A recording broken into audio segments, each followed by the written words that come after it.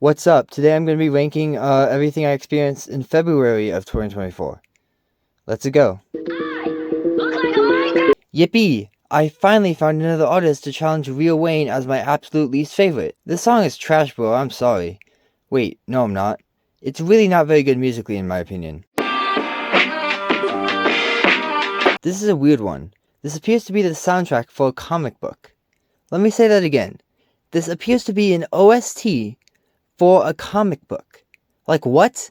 No, seriously, what the hell does that even mean? I guess it's meant to accompany the comic book, in the same way that a soundtrack for a film exists as a supplemental piece of art to the film itself. But the problem is, that art is a comic book. You can't put audio in a comic book. I'm sure whoever decided to put that there just thought it'd be cool, but it really confused me for a day or so there. Okay, this one has layers. Is it a bad game? Oh, absolutely. You can't deny the sloppy and mindless gameplay or the fact that you spend more time watching ads than you do actually playing it. But, for what it is, the art style is pretty cool. I wouldn't say that this is awful as a guilty pleasure, but at the same time, let's be honest, it's a bad mobile game. It can't go above very much in this ranking.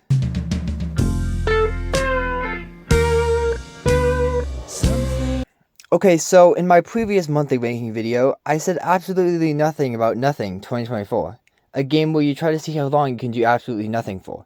It was okay, but to keep with the theme, I decided to not review it technically. Anyways, this game is the next logical step from that one. In Something 2024, you need to keep moving the mouse and or pressing keys on the keyboard until you feel like ending it all. To be fair, I mean, these obviously barely count as games, but I feel like that's kind of by design. What I'm getting at here is that these two games, they exist exclusively for the ha-has and the funnies.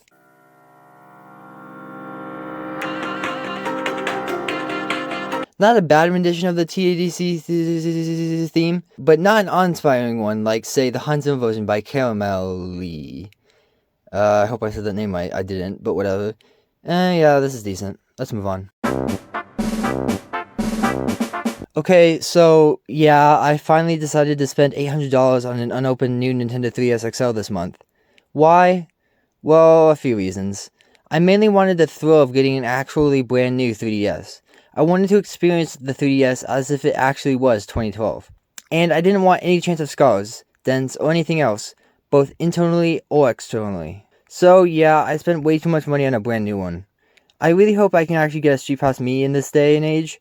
I mean, surely it's not impossible, right? Balls. A goofy, funny name, and boring as all that is wholly designed made me literally forget about this game until I started scripting this video. Impressive. I'm crying 'cause I love it. This isn't technically a film, but I added it to Letterboxd a while back because of how much it means to me. Yeah, it's incredibly off-key in some cases, and it's really, really rough around the edges. But I really like it. And I hope other people can look past the flaws to see that it's not the worst thing I've ever made, that's for sure. What the fuck? The only thing that really stuck out to me about this game is that it uses the web browser on mobile. Honestly, I rarely do that. I would almost go as far as to say that the web browser is only on my phone because it has to be, not because I actually actively use it every day. But this game is fun, I guess, so whatever. I had to watch the stupid-ass movie for 2 of my college assignments. It was certainly well made, and I'm glad that it exists, but I kind of hated it, so I don't want to talk about it. Go! Say that to my face! This is a really funny game. It's barely ankle deep, but hey, it's fun, goddammit. I really like it, and you haters can't stop me. Okay, at first, I thought this was pretty annoying, especially with the intro and outro instrumental, but it's kind of grown on me a bit. It's a decent K-pop single, and hey, that's all it was really trying to be.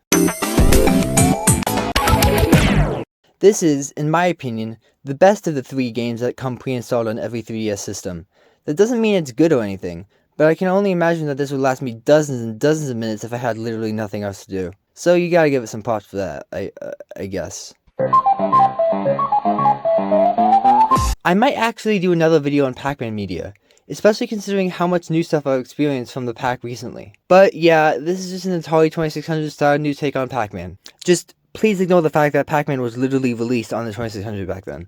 Absolutely ancient doppelgangers aside, I think that this game was really fun for the staggering few minutes that I played it. I also really like the name of it, so yeah, it's pretty cool, I like it. Not much else to say though. got nothing in my brain. This one is interesting because it's the first Taylor's version of an album that I actually feel nostalgic for. It's kinda neat, but it's way too similar to the original for it to be all that big of a deal to me. It's also funny to think that one of the only things that has remained consistent in society throughout the past decade is the popularity of Taylor Swift. I'm not saying she doesn't deserve it, but like, so much has changed in the past 15 years, you know? Well, how does this album stack up to the other Taylor's versions? I'll let you know once I finish them. Stay tuned. Does anyone else find it odd that this game even came out? Like, I really wanted to know who was genuinely asking for this. It's fine, but it's really strange that they completely gutted out the online functionality. You expect them to have known better, until you remember the other games that they released around this time, and you instantly understand everything completely. Whoa, Susanna, don't you cry for me. Man, that Wabbit sure was pretty wacky. Okay. Is Donkey Kong Country Returns on the Nintendo Wii, on the Nintendo 3DS, in your hands, on planet Earth, in the solar system, in the Milky Way galaxy, in the year 2013 or afterwards? Yeah, it's really hard to think of unique things to say about this version in particular. It doesn't look as nice as the Wii version, but it still looks great for the hardware. I mean, it's in 3D now, as it should be, and yeah, it's Donkey Kong Country Returns, the game that we all love. I've seen some people hype this track up as one of Globe's best, and while I still think it's really good, it's definitely been eclipsed by a few others if you ask me. Still, it's a great chapter in the lore of Globe. Let's keep going. Whoa, what do you know, another Globe song, that's crazy. Also, Squidward can really rap. Globe went crazy on this one, and considering it's the first release of 2024 by him, I'm very impressed. Good stuff. This wasn't super memorable, but it was just nice and lighthearted and kinda sweet. It doesn't really need to stand out that much, and I think it's pretty good for what it is. Okay, I'm hesitant to even call this a short film. I think it's more of a microfilm. I don't even know what that is, but it just seems like that to me. The original set of images that were used as the frames of this microfilm were created by me in MS Paint as a cry for help in early 2023. I genuinely was on the verge of ending everything because of a really sudden breakup, and I just needed a way out.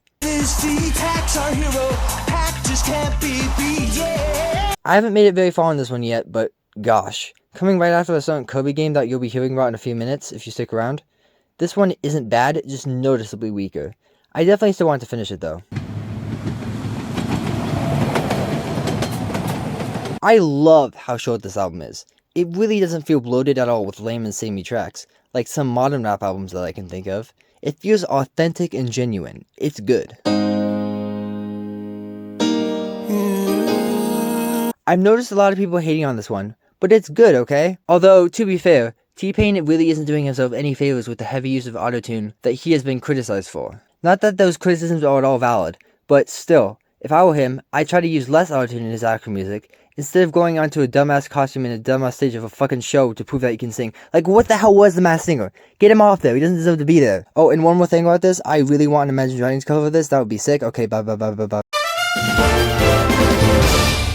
I'm not too familiar with this entry in the Smash Bros series, but I mean, it's Smash Bros. What else is there to say? It's really not going any lower than the top 10, let's be real. I barely started this one, but I definitely want to finish it up in April. So yeah, I'll get back to you with my thoughts on this game later, okay? Stay tuned! Stay freaking tuned! This was such a fun and expressive little animation. It was made back in 2021 and I really do love it. The volume is a bit much, but that's probably just a personal problem. Overall, despite being less than a minute long, it manages to be fun and exciting throughout. Good stuff. I really like this song. The instrumental is sad, but it has a sort of optimistic twist to it. Where, yeah, it's not a happy-go-lucky tune, but it can be genuinely uplifting if you're in the right mood. The lyrics feel genuine and raw, as if they were written directly from the heart of MGK. I don't know why really, but this song just spoke to me, even though I still don't really care about Machine Gun Kelly that much, but it's a good song though, I like it. This game is really something special. From the capture abilities that I can only guess were inspired by Mario Odyssey, to the fantastic presentation, this is a stellar 3D platformer in every sense of the word. And, while I still haven't finished Epic Yarn, I am completely fine with calling this my favorite Kirby game that I've played so far.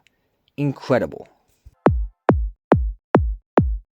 Ever since I first saw it, this has been not only one of my favorite short films, but one of my favorite films in general. And even though it's definitely not emotional or captivating, its chaotic nature feels made just for the type of person I am. It has a simple premise, but it goes quite far with it in such a short amount of time. I adore this short film, and I cannot wait until I can own it physically alongside the other shorts made by this same director. Hey, Portal called, they want their gimmick back. No, I actually find Viewfinder to be much more interesting of a concept for a game than Portal, or even its sequel. Granted, I haven't played much of Portal 2, but I'm pretty sure Portal 2 doesn't have as many unique art styles as this. And crazy as it may be to say, I genuinely prefer the gimmick here over the portal gun. This game is incredible, and it's one of the other things in this video that I really want to talk about in a different video, so yeah, that's it for now. One of the most gut-wrenching releases I've ever experienced, this relatively shorter album does so much to make it stand out. I probably should have more to say about it considering it's at number 3 of this list, but I kinda don't. It's just good. It's about mourning, death. It's good.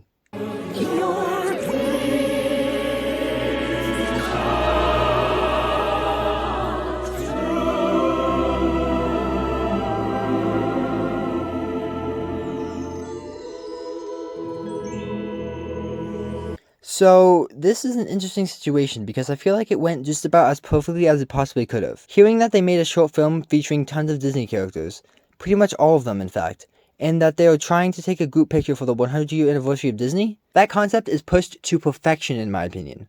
Literally everything that could have gone right with this project did go right.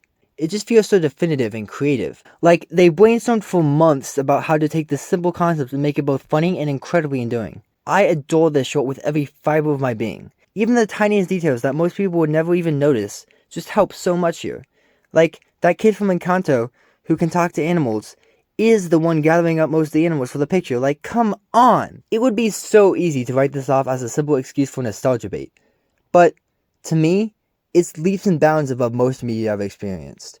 I already love mashups in general, as in the concept of taking a thing and seeing how it contrasts and compares with other things. So, when I see Snow White, Mulan, and the Princess from Wish, whose name I don't know because I haven't seen the movie yet, I can feel it. I understand what they were going for there. They were trying to showcase the different generations of female heroes that they have created. Maybe I'll make a video about this one too, honestly, because believe it or not, I could keep talking about this for hours, probably. It's just one of my all-time favorite things of all time. It's so good. I love it. Watch it on YouTube right now.